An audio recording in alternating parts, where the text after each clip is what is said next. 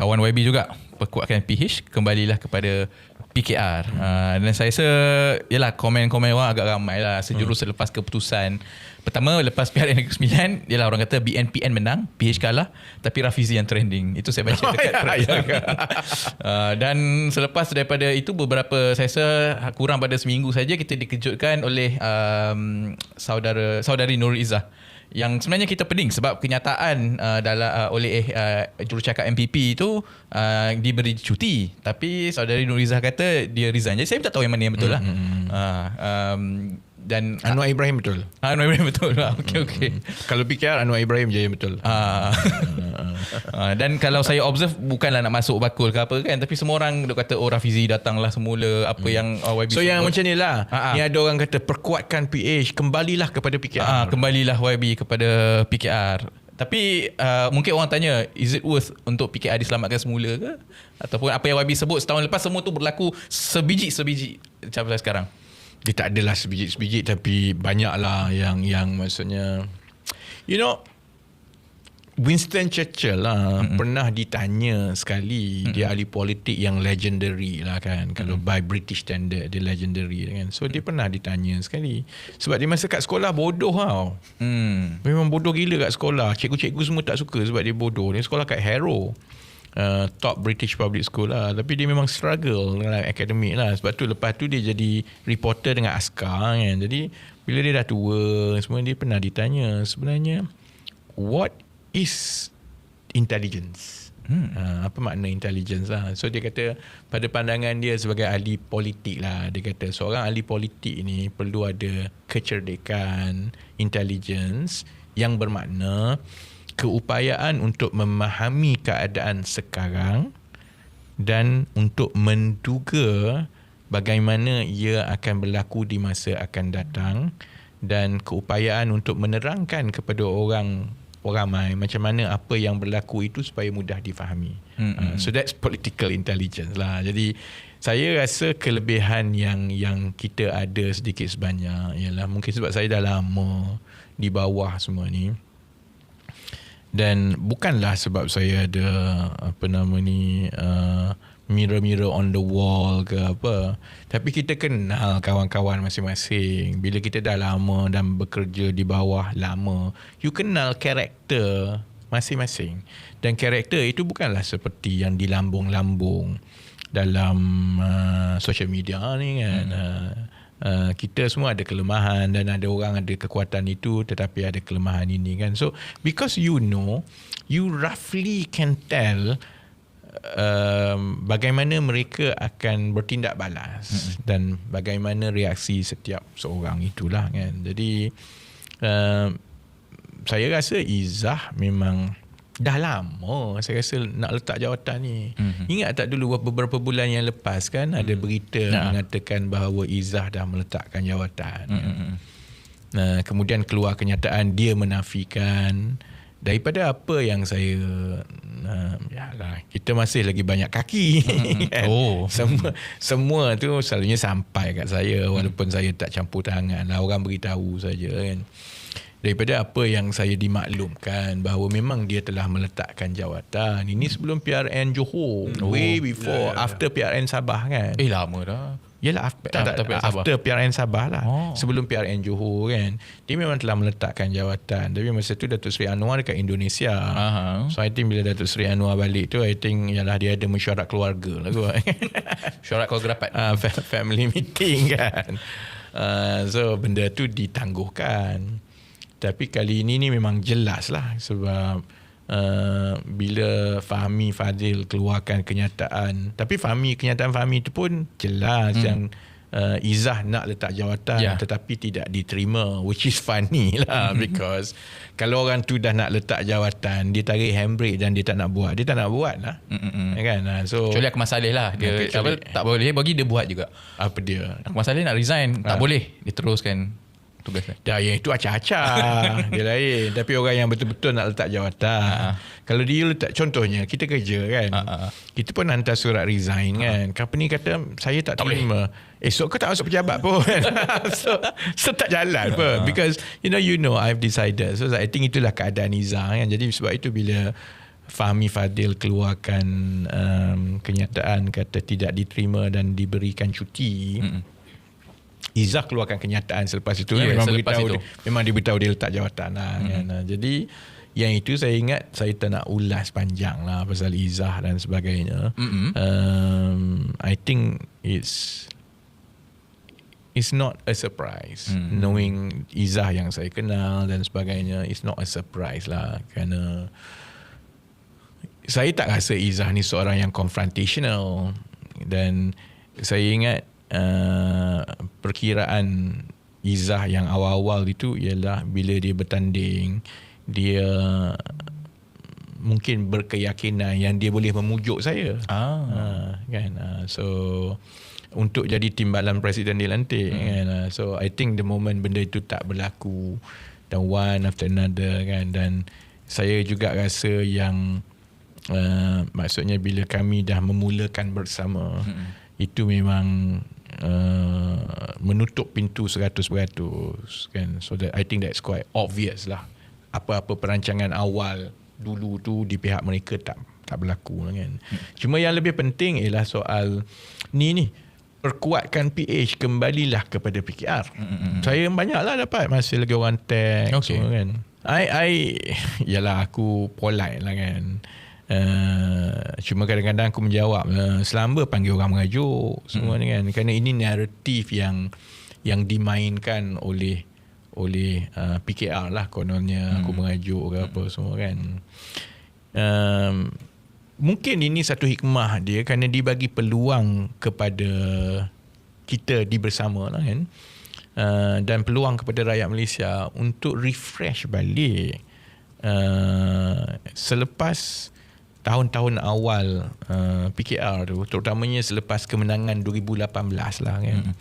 Saya ingat banyak yang duk menyokong PKR, PH duk lahung reformasi ni, dia tak faham pun apa itu reformasi sebenarnya, idealismenya macam mana semua, kan.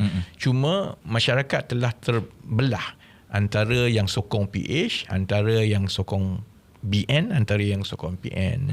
Jadi dia lebih kepada sentimen untuk mempertahankan parti atau kerajaan yang dia sokong semata-mata. Dia tak kira belakang kira apa, rosak ke tak apa. Dia jadi macam candu, macam aku sebut, kan. Kepada orang Melayu, candunya ialah perlulah bersatu supaya kita tendang Cina keluar. Kepada orang bukan Melayu dan juga kepada Melayu-Melayu bandar, kebimbangannya ialah kita bersatulah walau macam mana teruk pun PKR ni, PH, untuk kita jangan bagi PAS dan UMNO kembali. Benda ni tak sihat sebenarnya, kan. Jadi saya rasa ini peluang kepada bersama untuk mendidik diri kami sendiri, dan supaya perkara itu dapat ditonton dan dihakimi oleh pengundi-pengundi, apa makna itu prinsip berpolitik. Maksud saya apa makna politik yang berprinsip. Kemudian kalau kita nak menyelesaikan masalah, apa idea-idea baru yang perlu dipertimbangkan yang sesuai dengan generasi sekarang dan keadaan sekarang, supaya politik itu beralih daripada sentimen semata-mata. Sebab sekarang ni sentimen. Bila PH tuduh BN dan PN memainkan sentimen, betul lah BN main sentimen. Tapi PH memain sentimen. Sentimen dia ada dua. Kalau yang bukan Melayu tu jangan bagi PAS, jangan Green bagi wave. UMNO, kan, Green Wave, kan. Fahmi pun kata. Green Jangan wave, bagi tak PAS, nak. tak nak, jangan bagi PAS, jangan bagi BN, kan. Kalau yang PKR ni sentimen dia PMX the best, PMX the best. Sedihlah aku esok PMX tak jadi PM. Tak menariknya. So itu pun main sentimen, kan. Sedangkan kita ada isu-isu yang perlu terus diperhalusi bersama-sama dengan masyarakat. Soal gaji, soal kos sara hidup, soal struktur, soal tadi bagaimana untuk mendapatkan lebih banyak kelas menengah Melayu untuk ada higher risk appetite, supaya mereka mencipta nilai. Kalau sekarang ni contohnya penciptaan nilai perniagaan Melayu banyaknya kepada service sector, F&B, banyaklah. Yang itu banyaklah yang berjaya, F&B semua kan. Tapi how do we get to the next notch? Daripada F&B dia mula masuk manufacturing, dan kalau boleh high-end manufacturing. So itu adalah soalan-soalan dan juga isu-isu yang sebenarnya sangat relevan kepada masyarakat, tapi orang tak nak bincang benda tu kan, soal pendidikan kan. Tambah sekarang ni nampak macam ada trend baru di Skandinavia. Skandinavia sekarang ni saya nampak trend dia ialah dia mula nak phase out balik gadget daripada pendidikan. Dulu kan semua digital, semua budak-budak dia umur 6 tahun dah belajar coding semua. Sekarang dia are reversing it because dia rasa gadget ni tak bagus untuk budak-budak dan pendidikan sebab dia mengurangkan attention span. Budak-budak duk sibuk main benda lain. Jadi they are phasing it now. So all these are sebenarnya perkara-perkara yang sepatutnya jadi tumpuan masyarakat kan. Jadi dia bukan soal sentimen semua kan. Jadi kita nak kena kupas. Ini soal perkuatkan PH, kembalilah kepada PKR ni. On what basis kita rasa PH dan PKR boleh mengangkat idealisme itu? Kan? So contoh yang paling baik bagi saya, yang saya harap orang mula nampak dan faham lah kenapa orang macam saya takkan kembali kepada PKR atau PH. Kepada yang duk merayu semua tu, aku dah termakan sekali tahun 2022. Masa itu saya kembali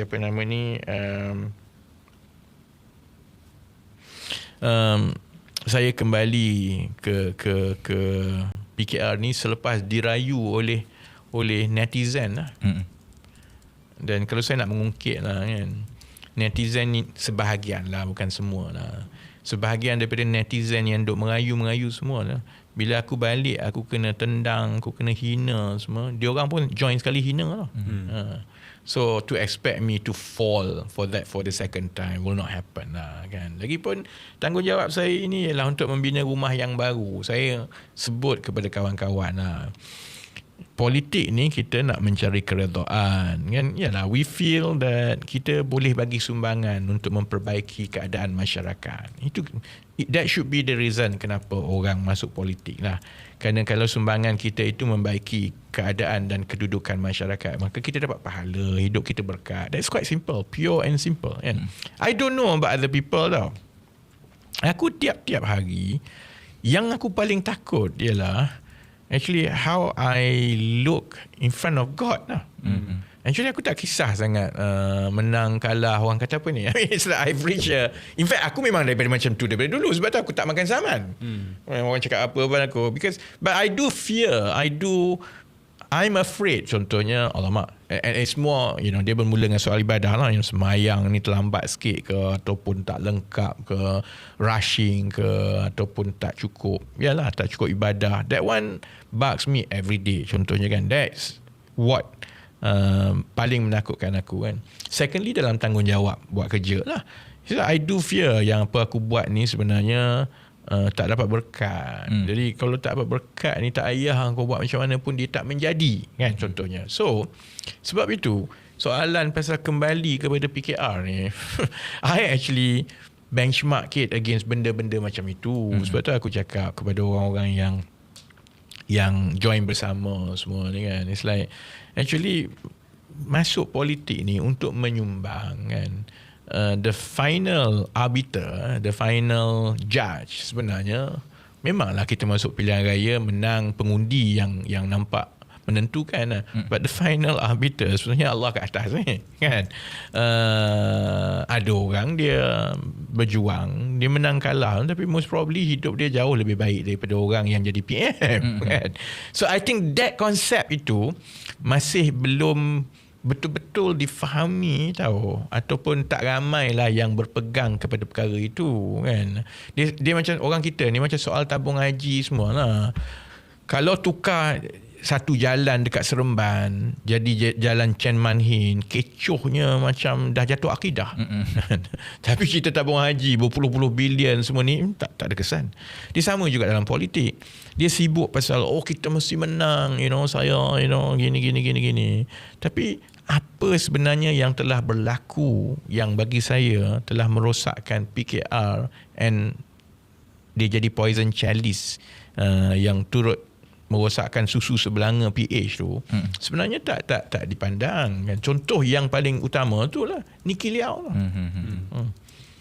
So saya dah bercakap mengenai corporate mafia ni, mengenai mafia ni dah lebih setahun kan. Masa kempen pun aku dah cakap, aku dah bagi hint-hint tentang duit, beg kepit, kongsi gelap ni, aku dah cakap dah.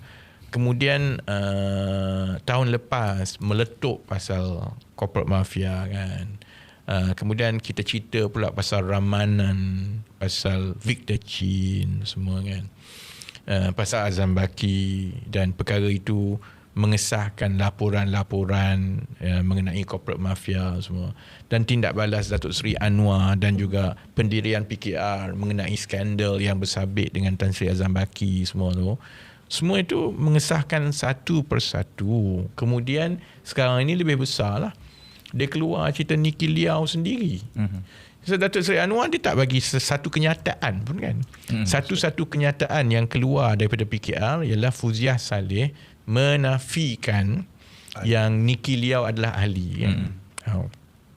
Walaupun Nicky Liao bukan ahli kan, bila dia pergi hadir dan dia boleh bergambar dengan Datuk Seri Anwar, bergambar ni dalam separate meeting, separate room tau, separate private meeting macam dia bukan dalam majlis. Aku kadang-kadang kan tengah-tengah jalan ada orang tarik, "Wei, ambil gambar." Yang itu lain cerita lah. Tengah pasar ikan semalam aku pergi gunting rambut. Contohnya kan, aku pergi gunting rambut dekat Sungai patut nampak appendix ke? Lawak. So aku duduk lah sebab mamat tukang gunting rambut tu entah tak ada, aku ketuk pintu. So aku pun tunggulah dekat luar tu kan. Tempat gunting rambut tu ada kedai India kecil ni sebelah pasar kan. Jadi ada orang pasar terperasan. Dia lari-lari dengan buk kuning dia semua, dia datang ambil gambar semua macam tu kan. Jadi dengan bau ikannya semua kan, dengan apron ikan dia kan. Kalau ambil gambar macam tu lain cerita lah kan. Ini maksudnya pergi ke lounge ni, sama ada private meeting room ataupun a lounge sebelum masuk ke event. Lounge ini dikhaskan untuk orang-orang yang istimewa, yang ada akses kepada Perdana Menteri kan. Jadi you and I know lah, memang perkara ini soal infiltration yang orang ragu-ragu, nampak macam ada pengaruh kongsi gelap yang bersabit dengan PKR ni daripada dulu kita dah cakap. Jadi kepada orang yang kata perkuatkan PH, kembali kepada PKR, I mean, what do you want me to do? Takkan aku nak balik endorse semua ni? I can't. Dan satu parti bila dia terlibat dengan politik wang tu dah satu hal. Kalau politik wang itu dikaitkan dengan kongsi gelap, ya Allah, susah kan. Jadi sebab itu saya harap orang ramai, terutamanya yang banyak kutuk saya, yang tuduh saya macam-macam, yang duk ulang apa PKR. Saya tahu yang apa PKR sebut tu banyaknya datang daripada mulut Datuk Seri Anwar sendiri pun. Kemudian dia diulang-ulang oleh Caplos semua ni lah, naratif mengajuk semua ni kan. Now you tell me, what do you want? You know, kita tak boleh semata-mata untuk parti kita menang sampai kita menutup mata kita kepada perkara-perkara macam ini.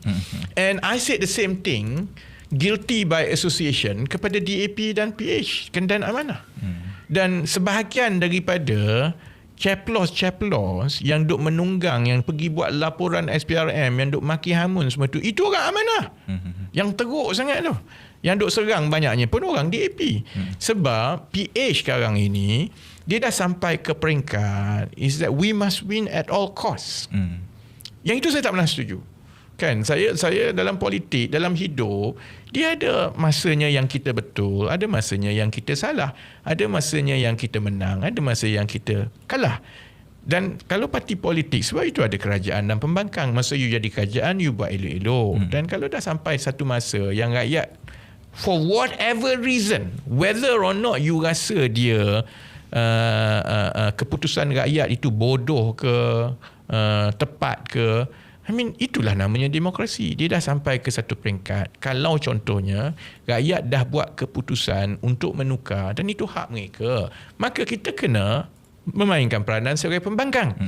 So sebagai pembangkang, you kena baiki diri dan you kena bawa sesuatu yang lebih baik supaya then dia buka hati rakyat balik to vote for you again. I mean, that's democracy. If you don't like that, then you have no business in politics lah. Tapi PH ni buat masa sekarang, saya rasa dia dah sampai ke peringkat do or die, ataupun siapa yang tak sokong saya maka mereka salah. Dan apa salah? Apa bezanya dengan PAS-nya? PAS apa tak sokong saya maka mereka tak Islam, tak cukup Islam. UMNO, siapa yang tak sokong saya mereka tak cukup Melayu. Saya tak setuju dengan any of it.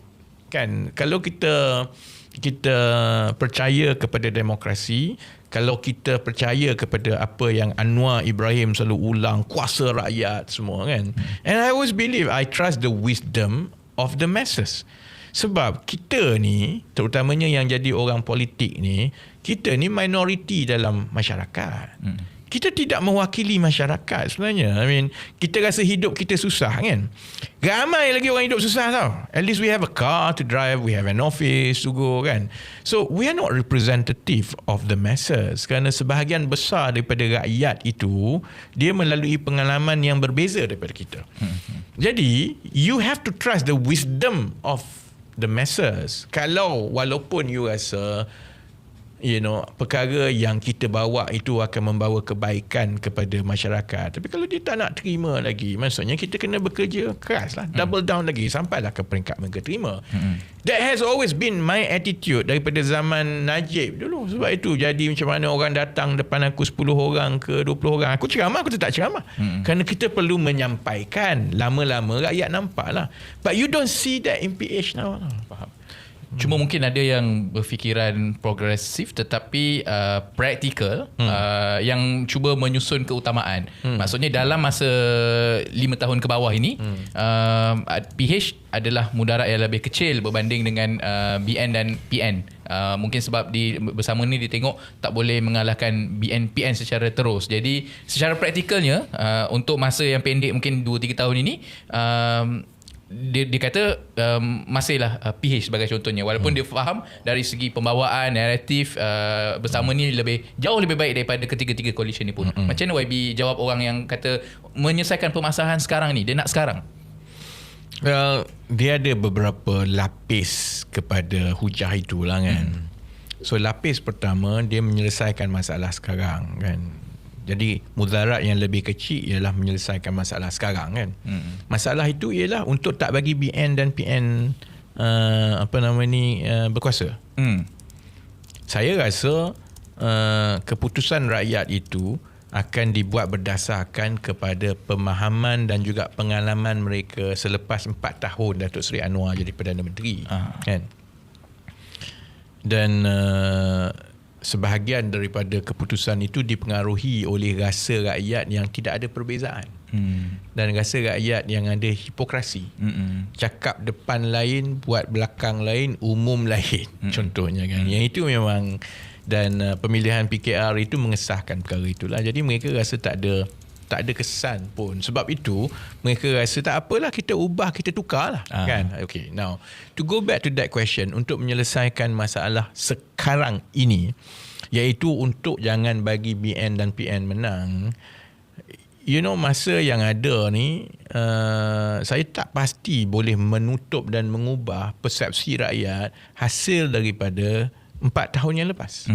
Kan? Jadi kalau persepsi itu telah diterbina, dia tak mudahlah untuk menukar. Dan sehingga sekarang pun keputusan Datuk Seri Anwar dan PKR masih bukan saja merungkai kekecewaan itu, dia menambah kekecewaan itu. Terutamanya yang menyokong PH sendiri. Ambil contoh tentang keputusan dia mengenai peruntukan parlimen kepada YB Roziah semua. Even at this minute, itu yang saya kata sel-sel otak politik mereka tak bersambung tu. Even at this minute kan. So tu lapisan pertama, menjawab mudarat yang lebih kecil, selesaikan masalah ini. Saya tak pastilah dia boleh selesaikan masalah itu kan. Dan dia pergi kepada mudarat yang selepas itu. Kalau PH kalah, Dan saya rasa macam kalau tengok netizen tu semua dah macam slowly coming to terms, gayanya payah nak menang ni. Maksudnya PH kalah dan juga Datuk Seri Anwar tak jadi PM dah kan. Then you, dan terutamanya penyokong dan pengundi progresif lah yang sebelum ini mengundi PH kan. Jadi kena tengok mudarat pada masa itu. Mudarat pada masa itu ialah kita perlukan pembangkang yang boleh berdepan dengan BN dan PN untuk membawa suara rakyat. Pilihan yang ada masa itu ialah PH dan juga Bersama di antara dua parti progresif yang ada lah. PH masa itu kita pun tak pasti ada PH ke tidak. Sebab kalau dah kalah dan Datuk Seri Anwar bukan lagi Perdana Menteri, berserabut mereka tau. DAP mungkin keluar daripada PH. Tak ada PH dah, tinggal DAP je. Even now also even now pun kita tak pastilah kan. Jadi PH ni pun tak ada dah masa tu. Kemudian PKR pula, dia akan jam juga. Datuk Seri Anwar, kita tak ada garanti dia akan bersara daripada politik. Dia mungkin nak teruskan kan. PKR senang. Kalau perlembagaan dia ubah je perlembagaan yang dah habis penggal tu. Ataupun dia buat satu jawatan barulah, ketua umum. Timbalan presiden bercuti pun dia boleh bagi. Timbalan presiden bercuti. Pilihan raya dah dekat ni. Melaka tinggal sebulan lagi. Timbalan presiden bercuti. Kan? Jadi kan. Jadi mudarat yang kedua tadi kan, selepas pilihan raya, kalau PH bukan lagi kerajaan kan, dan kita akan berdepan dengan PH yang berkecamuk. Sedangkan pada masa itu kita perlukan satu suara pembangkang untuk berdepan dengan BNPN dan terus bersuara dan buat kerja kan. Dan itu kembali kepada keputusan yang pada saya, kalau saya menjadi pengundi progresif lah, dan apa keputusan yang terbaik yang saya boleh buat. Kalau contohnya kita dah menerima hakikat keadaan seperti sekarang, maksudnya PH nampak tainted, PH nampak tidak berupaya untuk berhadapan dengan BN dan PN, dan saya bersedia menerima hakikat yang kalau BN PN kembali, kita perlukan satu suara pembangkang yang berfungsi dan baik bagi kepada Bersama terus. Why do you go through that situation yang kita nak sentimental mengenai PH semua ni, lepas tu bila kalah kita lanyak PH? Kesian Kak Izzah. Kena lanyak, lepas kalah je kena lanyak, lepas kalah je kena kalah kan. Kepada pengundi-pengundi lah, terutama yang nak masuk Melaka ni lah, yang progresif, yang cenderung ni kan. You have an option kan. Sebenarnya you have two options kan. Satu option itu ialah kekal termakan dengan permainan sentimen, terutamanya bukan yang bukan Melayu, yang kata undi tak boleh split, kita mesti kekal dengan PH semua, dengan DAP semua, dalam keadaan kita tahu bahawa PKR gayanya makin merudum, amanah tidak ada kesan yang besar, yang bermakna PH tidak berupaya untuk mencabar BNPN lah. Dan pada masa yang sama, bila keputusan itu begitu, tak bagi undi kepada Bersama, maka Bersama pun akan ambil masa yang lagi panjang lah untuk kita mula ada cloud untuk menjalankan tugas sebagai parti alternatif kepada progresif yang nak lawan parti-parti konservatif macam BN dan PN ni kan. But either way, eventually, maka kalau kalah lagi, you lanyak lagi PH makin demoralized.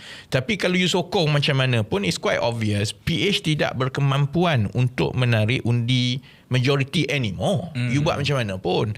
Dan sebahagian sebabnya ialah kerana kesalahan-kesalahan yang PH buat sendiri. Kerana dia dilihat hypocritical, kemudian cakap tak super bikin, terpalit dengan skandal-skandal. PKR pun tidak berjaya menampilkan imej yang baik semua kan. So kalau you go down that route, sebenarnya you shoot both legs tau.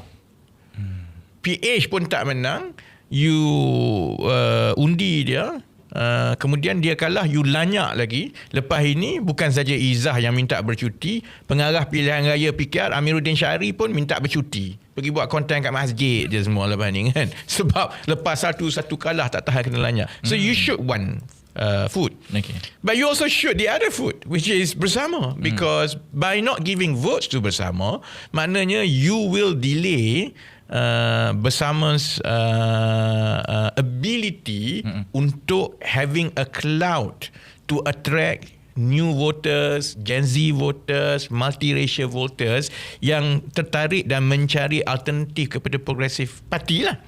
Ataupun the other option, mudah lah. Kalau enough progressive voters di Melaka menerima hakikat ini dan come to terms beyond the sentimentality of PH, dan maksudnya let's invest for the future. Investing for the future maksudnya mengundi kepada bersama lah, supaya in the eventuality kalau BN dan PN itu menang, kita sebenarnya ada satu parti politik progresif yang tidak terpalit dengan skandal, dengan kemarahan semua ni, untuk kita benar-benar berfungsi menjadi check and balance kepada BNPN. Kan? So itu menjawab yang sentimentality, yang soalan kepada mudarat tak mudarat yang kau tanya tadi lah.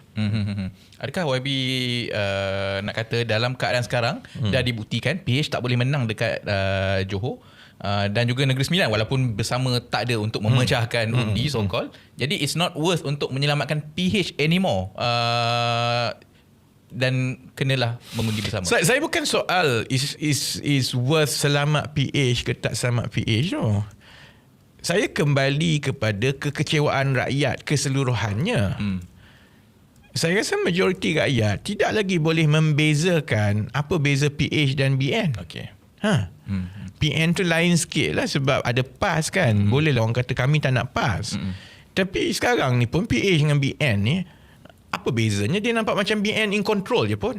Datuk Seri Anwar pun nak buat apa-apa pun, kita kena jaga BN, kita kena jaga UMNO.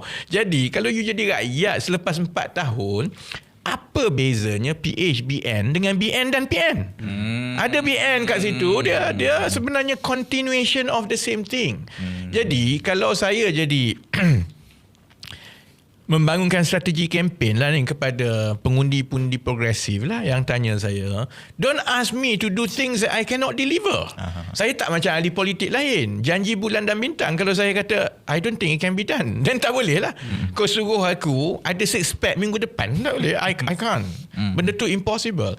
Sebab untuk kita membangunkan strategi politik itu, dia bukan semata-mata pasal batang tubuh itu. Dia bukan pasal Anwar Ibrahim satu batang tubuh atau aku ke atau apa. Dia sebenarnya the overall factors and juga sentiment dan juga track record dan juga soal integrity, capability.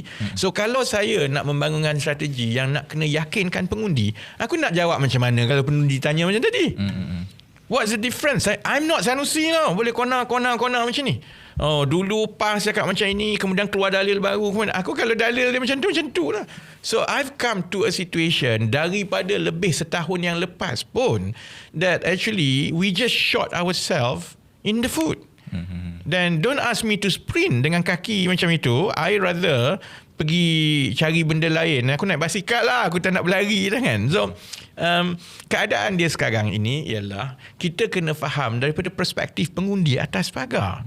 Kekecewaan itu bermaksud mereka tidak lagi nampak apa dah beza PH-BN ni dengan BN-PN. Sama je. Either way, UMNO yang dominan. Either way, UMNO pulling the string. Kan? Dan bila kembali kepada PH pula, lagi teruk because dia tengok, ya Allah, PKR ni huru hara. Amanah kita tak tahu ke mana.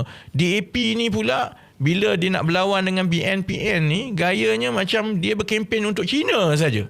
Kan? So, how do you convince them of that? Jadi sebab itu, bagi saya lah, pandangan saya, untuk kepentingan negara dan masyarakat di masa akan datang, sumbangan saya yang lebih berkesan ialah untuk menyediakan kumpulan yang boleh menjadi check and balance, kumpulan baru yang boleh menjadi check and balance for the future, dan mereka ini untainted, mereka ini boleh dilatih dengan nilai yang baik semua. Memanglah dia akan ambil masa yang lebih lama untuk meyakinkan orang ramai. Tapi it's more doable dengan satu platform baru yang tidak terpalit daripada kita nak kena jawab pasal Niki Liao lah, kita nak kena jawab pasal Ramanan, pasal Azam Baki, pasal mafia korporat, pasal semua. Okey, baik Abi, clear. Jadi kepada mereka yang tanya pasal perkuatkan PH, kembalilah kepada PKR ni. Saya nak tutup beginilah. Kita dalam mana ni? 2 jam 50 minit. Boleh tutup. Ni kena ada closing kan? Ya. Saya nak tutup beginilah. Cinta ni memang tak mudah lah untuk kita tangani kan. Maksudnya dalam hal PH ni, dia cinta politik kan. Pengundi-pengundi yang sebelum ini mengundi PH, maksudnya mereka ada emotional connection dengan PH. Mereka bercinta dengan PH kan. Jadi bukan mudah lah untuk orang nak putus cinta. Tapi lama-lama macam orang bercinta lah. Bila benda tu banyak yang salah daripada yang betul, orang rasa macam this is not what I expect kan. Lama-lama you kata I don't want to be in this relationship lah kan. Tapi proses untuk putus cinta tu pun dia bukan berlaku sekaligus. Dia akan pergi bermula dengan marah. Jadi macam selepas siri pilihan raya Johor dengan Negeri Sembilan ni, banyaklah penyokong yang marah dekat PH kan. Tu yang nama aku trending sikit tu kan. Selepas marah, kalau Pan cuba Google dia punya cycle tu. Mula anger, lepas tu cycle. aku pun tak tahu nama apa, tapi kan dia ada 4 cycle dia. Orang bermula dengan marah, lepas tu sedih macam mana? Yang anger, sadness, grief. Cuba tengok. Ini 5 stages of grief. No? 5 stages of 5 ke? I thought 4. Denial, anger, bargaining, depression, acceptance. Cantik, perfect. So ingat dia bermula dengan denial, tak nak terima. Denial tu dah setahun dah. Penyokong PH ni in denial kan. So sebelum pilihan raya Negeri Johor dengan apa nama ni Negeri Sembilan tu, denial face tu kuat lah. PMX the best, PMXD, PKR semua tu kan. Masa itu semua menunggu Ramanan deliver 80 kursi semua kan. Kemudian datang Negeri Johor dan juga Negeri Sembilan. So I think fasa denial, fasa tak nak terima kenyataan tu dah berakhir lah. So sekarang dia sampai ke fasa kedua, iaitu fasa anger, marah. So sekarang ni duk lanyak dekat PKR lah. Habis sampai semua kena tutup komen. Saya diberitahu Izzah pun tutup komen, Fuziah Saleh pun tutup komen semua kan. So Fahmi Fazil sembunyikan emoji ke? boleh buat sembunyikan Number tu. Tak boleh nampak number lah. Ya ke? Aku tak pernah tahu boleh buat pula. Jangan buat. Tapi dia menteri komunikasi, dia mesti tahulah. Dia mesti tanya MC macam mana nak sembunyi kan. So sekarang ni anger kan. Lepas anger, bargaining. Ni ada sikit-sikit ni bargaining ni. Kembalilah kepada PKR kan. Bargaining kan. So dia nak bargain apa, DAP pun kena fikir apa nak buat, apa kan. Dalam PKR keamanah pun mesti berkira-kira bargaining. So bargaining mungkin ambil masa dalam 1-2 bulan lah. Walaupun ini untuk semua kepada orang ramai lah. Terutamanya penyokong yang masih lagi sentimental pasal PH ni kan. Walau macam mana pun pandangan orang ramai mengenai saya, PKR semua ni kan dan PH kan. Saya tak rasa Anwar Ibrahim akan berganjak sedikit pun. Saya pun memang tak nak, memang itu jelas kan. Tapi saya rasa yang orang mungkin salah faham sebab Anwar cuba gambarkan yang dia sebenarnya pemaaf. Kemaafan tahap dewa-dewa. Tapi dalam kes kami ni, yang saya, yang Wong Chen, Chin Chong dengan Kak Oji ni, sebenarnya Anwar saya rasa tak akan berganjak sampai ke Sudah kerana dia rasa dia ada upper hand. Sebab tu kalau tengok tindakan-tindakan dia sampai sekarang, dia makin kasar dan makin kasar, bukannya nak makin lembut, makin kasar dan makin kasar kan. Jadi saya ingat dia mungkin rasa yang sebaiknya ialah kita bunuh kancil ni sebelum dia boleh bernyawa pun kan. So bargaining tu mungkin lebih di antara Anwar, PKR dengan DAP, ataupun Anwar mungkin masih lagi berharap boleh bargain dengan kekasih lama lah, iaitu UMNO. So bargaining phase seterusnya sadness, depression. Sadness dan depression. sadness, Jadi sadness dan depression itu kepada penyokong-penyokong yang sangat sentimental kepada PH, pengundi-pengundi PH tu, dia ialah kena terima hakikat ini. Pilihannya di tangan pengundi-pengundi PH, pengundi-pengundi progresif. Kalau sentimentality dengan PH itu masih lagi kuat dan tak boleh terima hakikat, maka pengundi-pengundi ini akan melalui fasa kesedihan dan kemurungan terlebih dahulu sebelum mereka akhirnya terima hakikat dan ialah terima apa yang saya sebut tadilah, bahawa mudarat yang berlaku ini ialah besar kemungkinan kita nak kena fikir selepas kalau PH kalah, dan kita nak kena sediakan satu barisan ahli parlimen, adun-adun yang boleh bawa suara rakyat progresif kan. Tapi ada satu ubat supaya kita pengundi-pengundi ni skip terus fasa kesedihan dan kemurungan. You skip sadness, you skip depression. Senanglah, Melaka undi kancil lah. Undi bersama. Then you don't go through that. Sebab kalau tengok penyokong ataupun pengundi ataupun rakyat yang telah menyertai bersama ni kan, mereka macam kanak-kanak Rabina, aku yang penat. Sebab dia bersemangat tercari. Dia tak kenal langsung erti sadness, rasa sedih ni. Dia apa lagi nak buat? Okey, kita kena laju ni kan. Jadi kepada pengundi-pengundi ataupun yang masih sentimental dengan PH, anda sekarang berada di fasa kemarahan. Jadi tengah marah ni kan kepada PH dengan PKR, anda ada pilihan. Sama ada nak skip fasa sedih dan juga fasa murung, ataupun kalau tidak, good luck lah kau sedih dan murung.